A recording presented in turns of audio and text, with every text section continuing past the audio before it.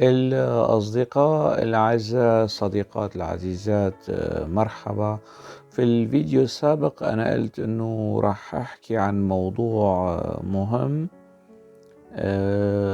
هو موضوع يعني ليس الشخص اللي أنا راح أتناوله، بل الجانب الأخلاقي في الإعلام، الجانب الأخلاقي في الثقافة، الجانب الإنساني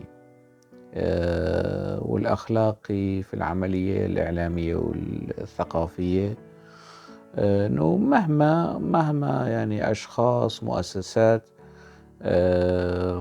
يعني اللي تكون خاضعة تحت أجندات سياسية وعقائدية وإيديولوجية، إلا أنه يكون في عند الشخص شوي حس إنساني، شوي حس أخلاقي رادع يدفعه أنه يضبط سلوكه ويضبط أموره وأجندته، يعني في الحدود الدنيا، مش كتير، في الحد الأدنى، لكي يكون منسجم مع يعني الحس الإنساني، حس العدالة، الأخلاق، القيم. فالموضوع مش الشخص اللي أنتوا شفتوه في الصورة. الشخص اللي أنتوا شفتوه معروف. معراج أورال أو مهراج أورال معروف على صعيد أنه مجرم حرب، وأنه مسؤول عن كثير من المجازر التي حدثت في سوريا، وأحد رموز ميليشيات النظام السوري الملطخة أيديها بدماء السوريين وبدماء الكرد والعرب والمسيحيين والمسلمين والعلويين، وكل الأطياف الشعب السوري. هذا الشخص مجرم الحرب هذا في فترة الثمانينات والتسعينات قدم نفسه على أنه معارض تركي، وهو تركي. يعني لا أعلم إذا الأتراك سحبوا منه الجنسية التركية ولا لا. الأتراك لم يسحبوا الجنسية التركية من عبد الله أوجلان ومن جميل بايق وكل القيادات، قيادات حزب العمال الكردستاني حاليا الموجودة والمتهمة بالانفصالية وكذا، حتى الآن سجلات في دوائر النفوس التركية موجودة، واللي بيشكك بهذا الكلام يروح يراجع. حتى الآن كسيري يلدرم زوجة عبد الله أوجلان مسجلة في لائحته أو سجل النفوس على أنه هي زوجته، وهي ليست يعني لم يطلقها، ما زالت موجودة ضمن السجلات التركية على أنه كسيري يلدرم زوجته. وبالتالي الجنسية التركية حتى الآن تهم الخيانة العظمى والمسألة الاتهامات هاي اللي بموجب القانون تسحب الجنسية من فلان، لم تسحب لا من عبد الله أوجلان ولا من كل قيادات حزب العمال الكردستاني ولا يعني من معراج أورال هذا الإرهابي والطائفي الكبير. معراج أورال طبعا لأن كل واحد يعمل البحث يعني سيحصل على معلومات من هو هذا الشخص. هذا في فترة الثمانينات والتسعينات بحكم التيارات والشخصيات اليسارية التركية التي هربت إلى سوريا، كان في نوع من العلاقة. طبعا كلهم كانوا خاضعين للمخابرات السورية. فهذا يتصف بصفة أنه علوي من منطقة الإسكندرون، يعني أو العلويين العرب أو العلويين السوريين اللي تم ضمهم إلى تركيا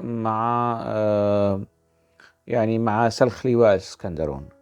طبعا هؤلاء العلويون مبسوطون الآن، إذا خيروهم بين العودة إلى سوريا ولحضن نظام الأسد سيختارون تركيا، حتى ولو كان حاكم تركيا رجب طيب أردوغان الإسلامي السني العثماني ما بعرف شو، لأنه بيعرفوا مدى بؤس الحال في سوريا. مش على زمن حافظ الأسد، على زمن بشار الأسد وقبل 2011 سيختارون تركيا، ولن يختاروا نظام الأسد الطائفي، يعني اللي هذا النظام اللي استثمر المخاوف الطائفية، الغرائز الطائفية، بكل ما فيها من بشاعة وكوارث لصالح تعزيز النظامية. هذا الشخص معراج أورال قبل سنوات يعني تداولت مواقع التواصل الاجتماعي صور له مع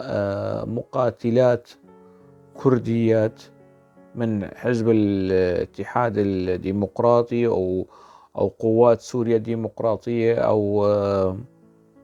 أو التنويعات العسكرية والسياسية، مجلس سوريا الديمقراطية، كل التنويعات الكرتونية اللي بالأساس عصب الأساس فيها هو يعني حزب العمال الكردستاني. ظهرت صورة أنتم بإمكانكم تبحثوا، يعني مثلا تحطوا مقاتلين أكراد مع معراج أورال أو علي كيالي، راح تطلع الصور لكم. خلف الصورة كان في موجود صورة لمعراج أورال وعبد الله أوجلان، ومعراج أورال لا ويوجد له يعني صور كمان إذا بتحطوا بمحركات البحث راح تشوفوا صور. ماذا فعل إعلام حزب الاتحاد الديمقراطي وقت ذاك والذباب الإلكتروني والخنافس الإلكترونية وهالسخافات اللي يعني تطفح بها السوشيال ميديا في ديسبورغ وفي هامبورغ وفي ألمانيا، في خلايا يعني مكلفة بهيك قضايا، يعني هيك مسائل واستهدافات. ماذا فعلوا؟ هاجموا كالعادة، هاجموا كل من نشر تلك الصور، وعلى أساس أنه هي فوتو مونتاج وتحوير وتزييف وتشويه سمعة الحركة وتشويه سمعة الحزب ومن هالكلام. قيسوا على هذا الكلام واتهامات وكذا. حاشا وكلا، وهذا مجرم حرب، وكيف تجمعوننا مع مجرم حرب، ونحن عشاق السلام والحرية ولسنا عشاق الحروب وعشاق يعني هذا سلوك غير أخلاقي وهجوم وخدمة الأجندة التركية والحرب الخاصة من العلكة اللي بيعلكوها يعني على الفاضي وعلى المليان.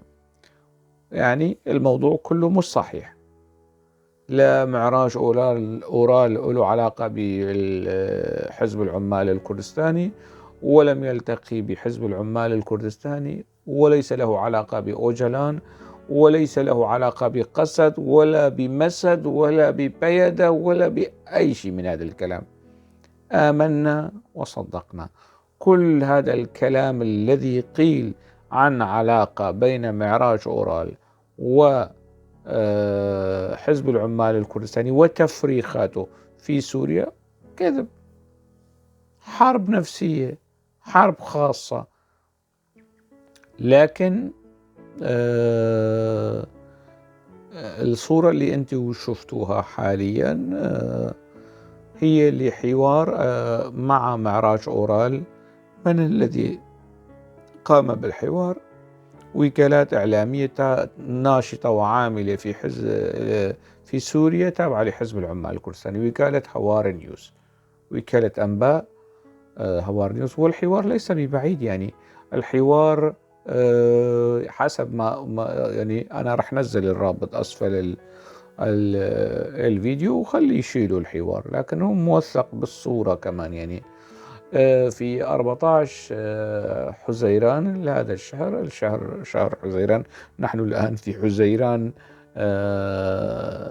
2022، يعني الحوار قبل أسبوعين أو أقل، يعني في 14 حزيران. كما لاحظتم يعني الحوار جديد. هذا الحوار الصحفي المطول الذي يعني يعطي، بإمكانكم أن تراجعوا هذا الحوار. يعني أن هنالك قنوات اتصال وقنوات مع النظام السوري وإعادة ترتيب أوضاع حزب العمال الكردستاني داخل سوريا بعد عمليات التصفية وعمليات الإبعاد وعمليات وإعادة صالح مسلم. وطبعا صالح مسلم من العبيد، من عبيد الحزب اللي ما في يحكي كلمة حرف ممنوع على صالح مسلم يحكي، يعني دون أن يستشير المكلف. طبعا هو مش سقفه اتصال مباشر مع قيادات قنديل، لا، بيحكي مع آلدار، وآلدار بيعطي تعليمات، آلدار بياخذ تعليمات من شخص آخر. هذا إذا كان آلدار حتى الآن موجود، أو حطوا، يعني ما حطوا حدا تاني غير يعني ينوب أو يحل محل آلدار خليل في الإدارة. جميل باي، طبعا أنا ذكرت أنه كل قصص إبعاد قسد وإبعاد عن حزب العمال الكردستاني فشلت بتدخل مباشر من الاثنين، من قنديل، من جميل بايك، ومن النظام السوري.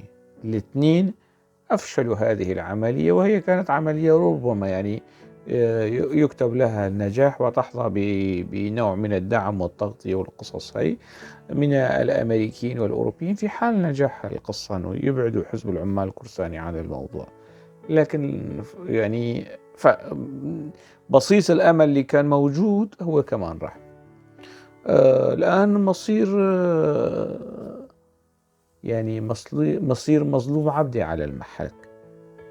شو راح يساوي بمظلوم عبده؟ مسيرة تركية وما بعرف شيء، يعطوا إحداثيات للأتراك أو يقوموا بتصفيته وبعدين يعلنوه شهيدا ويحتفلوا به كم يوم، والجنرال وبعدين يعني مثله مثل غيره. فالمعراج أورال هذا الحوار الأخير إذا بتشوفوا في مؤشرات أنه هنالك يعني يجري إعادة ترتيب وتنسيق ما بين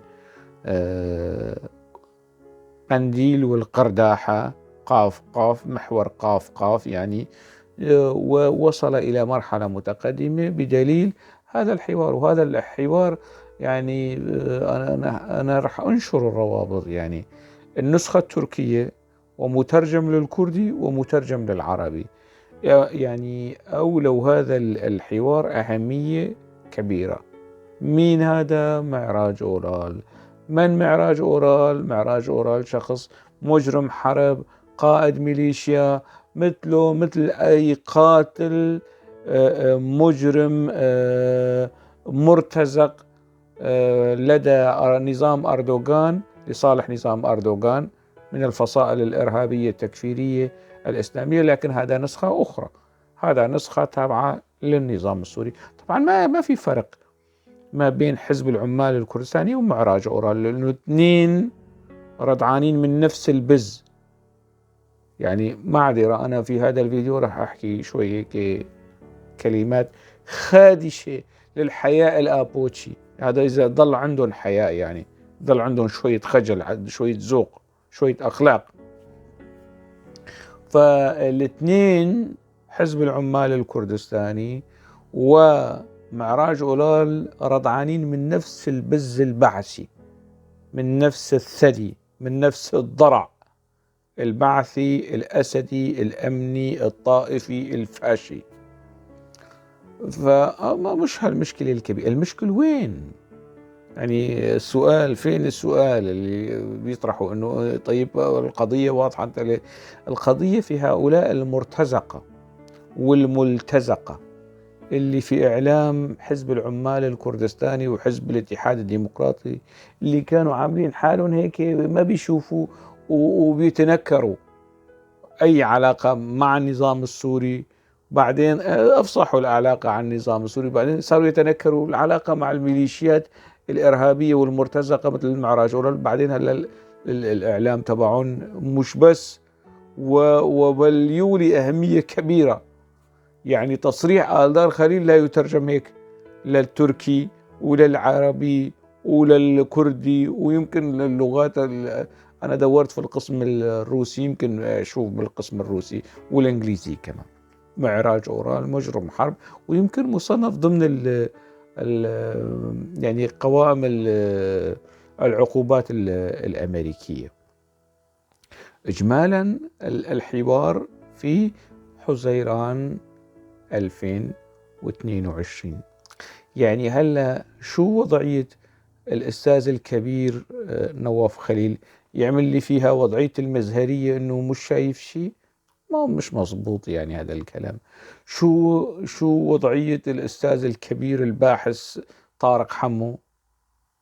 يعمل لي فيها كمان مزهرية، نحن ما لنا علاقة بمعراج أورال. ما لك علاقة، الإعلام تبعك يعني. أنت وحزبك وإعلامك ومعراج أورال نفس المستوى، نفس الطينة، نفس الطاولة، نفس المائدة، نفس القصعة اللي أنتم حاليا عم تاكلوا وتغرفوا منها يعني، أو تغمسوا لقمتكم فيها. شو وضعكم؟ في خجل؟ في أمل أنه تخجلوا شوي؟ في أمل أنه تحسوا يعني بأنه ضحايا بانياس، ضحايا المدن السورية الأخرى، يعني الآن أنتم تسوقون لهيك مجرمين. يعني ما تحكوا عن تسويق الإعلام التركي لمجرمين آخرين يشبهونكم، ما تحكوها، لأنه أنتم تقترفوا نفس السلوك. ما تحكوا عن الإعلام التركي وعن كذا. الإعلام التركي فاسد، نعم. النظام التركي استخدم مرتزقة وإرهابيين وجهاديين، نعم. أنتم نفس الطينة، نفس الطينة، لا تفترقون قيد أنملة بالفصحى عن النظام التركي. فمين طلع بيشبه النظام التركي يا حبايب، يا أمامير، يا مثقفين، يا حلوين؟ مين؟ كل ما بشوف شي حلقة من بشاعة هذه التجربة أحمد الله، يعني، وأحمد الأقدار، وأحمد الظروف، وأحمد فنجان القهوة، إنه هذه السنوات العشر، 11 القفر البشعة اللي منتهى البشاعة، منتهى الفظاعة، أنا كنت بعيد عنها. مش بس بعيد عنها، وانتقدتها، وانتقدت كل تفصيلة وبأثر رجعي. تجربة حزب العمال الكردستاني منذ النشأة وحتى الآن، وأنا ضمير مرتاح إلى أبد الآبدين. أبد، إنه يعني أنا يعني لازم أطلع ببوخم يا وجع القصيدة وبساحة عامة أعدم نفسي، لأنه أنا ومعراج أورال في نفس الإعلام وفي نفس الخندق وفي نفس البوتق، أو في مونستر، أو في أي مكان يعني في يتواجد فيه شخص ضمن الجوقة الإعلامية المطبلاتية لحزب العمال الكردستاني. يعني على أمل صعب، يستحيل اللي بيشوف هيك مشهد القنادر ومرحلة القندريزم اللي أنا ذكرتها في الفيديو السابق. يعني هي فعلا مرحلة هيك أنا تخوفت ما بعد مرحلة القندريزم. يعني في القندرة، في الحذاء، في تحت الحذاء. هون يبدو لي أنه تحت الحذاء الآن، ما بعد تحت الحذاء. أنا أتوقع ما بعد تحت الحذاء. شو ما بعد تحت الحذاء؟ القندرة. شو العلم عند حزب العمال الكردستاني وتفريخاته. أنا ظننت أنه الموضوع يعني يتعلق بوكالة فرات نيوز، أو عفوا وكالة هوار نيوز. فشفت يعني أنه هاي الوكالة مثل ما ذكرت أنه في ترجمة كردية. يعني الأكراد كتير مهم بالنسبة لهم أنه يعرفوا ماذا قال معراج أورال أو مهراج أورال أو مهرج أورال باللغة الكردية.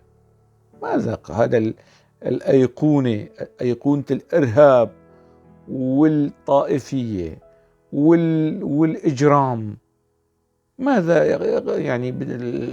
كتير مهم أنه الأكراد باللغة الكردية فترجموا الحوار معه إلى اللغة الكردية. طبعا النسخة التركية كمان موجودة. إذن هذا الحوار الاستراتيجي المهم العميق تم ترجمته إلى، أو تم نشره ب3 لغات. أنا دخلت على موقع فرات نيوز، وهو الموقع اللي يعني وكالة أنباء أعتقد أنه مقرها أو ترخيص تبعها في هولندا، و يعني دخلت في محرك البحث مهراج أورال وشفت شو طلع معي. يعني طلع معي يا سادة يا أفاضل يا كرام أنه الحوار الأول اللي أنا شفته مع هذا الشخص في وكالة فرات نيوز اللي تابعة لحزب العمال الكردستاني، اللي بيقبض منه نواف خليل وأحمد حسيني وسابقا حليم يوسف وأجدر شيخو وطارق حمو وكل هالجوقة.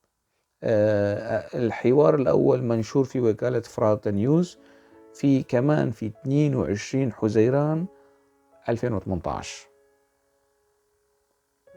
22 حزيران 2018 والرابط سيكون موجود تحت هذا الفيديو. طبعا معراج أورال في والعنوان العريض المانشيت طبعا هذا الحوار شو بيكتب، شو بينصح معراج أورال؟ بينصح العلويين العرب بالتصويت لحزب الشعوب الديمقراطي في مسألة الانتخابات البلدية أو البرلمانية في 2018 بالحرف الواحد على العلويين العرب دعم حزب هذا. يعني شوف النزوع الطائفي أو التصريح الطائفي في وكالة أنباء تابعة لحزب علماني. هذا حزب علماني، هذا حزب علماني يستخدم لغة طائفية مقيتة وخطاب طائفي مقيت في إعلامه. هذا حزب يساري، حزب العمال الكردستاني، وراح تشوفوا الرابط والصور وسكرين وكل ما يوثق هذا الكلام. دورت كمان شفت أنه لا، في حوار تاني مع مهراج أورال في 6 أغسطس 21، 6 أغسطس قبل عام تقريبا. كمان حوار مع مهراج أورال وين في وكالة فرات نيوز. الرابط ستجدونه أسفل هذا الفيديو.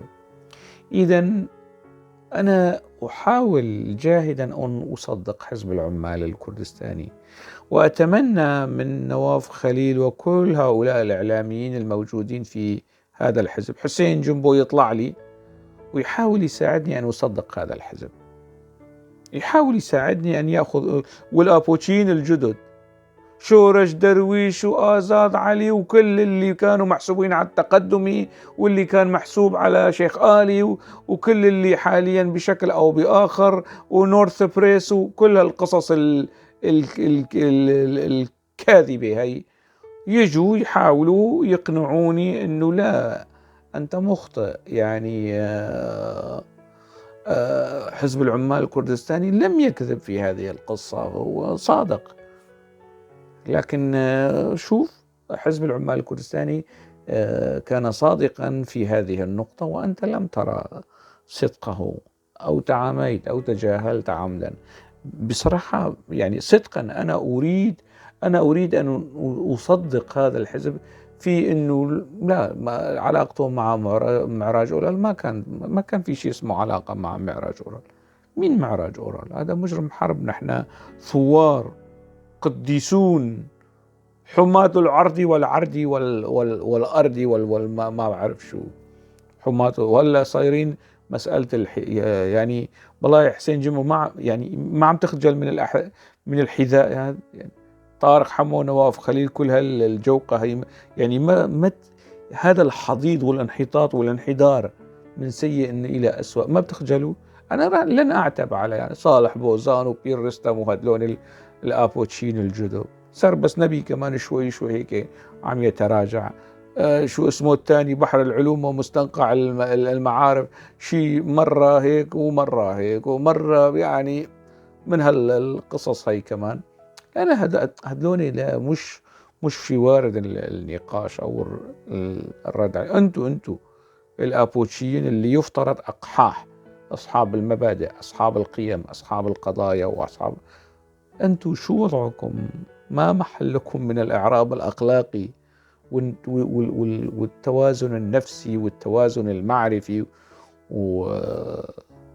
مع الحقيقة ومع ما هو موجود، ما هو منشور في صحافتكم وإعلامكم. ولا راح يطلع لي واحد تافه وسخيف مثل جوان تتر يروح يعلم طارق إمام المصري كيف يشتمني بالكردي، مثل ما ساوى سابقا الغبي يعني، وكأنه أنا ما راح أدرى بهالقصة يعني. مثل ما ساوى سابقا راح لعند عماد فؤاد راح يعلمه كيف يشتم هو شبقوسي بالكردي.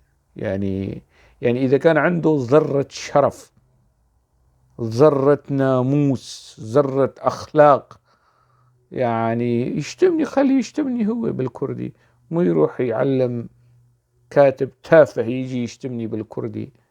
يعني فإذا الرجولة تقتضي أنه، ويعني هؤلاء نكرات هوامش على المتن، يعني من الأبوتشيين الجدد اللي بيشتموني هون وهون وكذا، ما بيعرفوا كيف يضبطوا أمورهم. يعني بيعرفوا أنه كل مرة بنتقد هذا الحزب أزيد من تعريتهم، لكن العاري لا يخجل، يعني شأنه شأن الضفدع، يعني إن بصقت في وجهه سيضحك، سيقول مياه الآبار والبحار والأنهار لم تبللني، بصقتك ستبللني، على يعني حد المثل الكردي الشائع. ما بيخجلوا، من أنا هؤلاء لا أبحث في ذواتهم عن ذرة ناموس، لا لا لا لا أبدا. لكن الآخرين اللي إذا أنا كنت على تماس معهم، يعني أسأل عن حال حاليا، يعني شو وضعهم مع هذه المهازل المتتالية المتلاحقة، والآتي أعظم وأكثر فداحة وأكثر فضائحية وعري وخزي. خزي أنتم بتعرفوا شو معنات الخزي؟ الآتي سيكون أكثر خزيا وعارا لكم.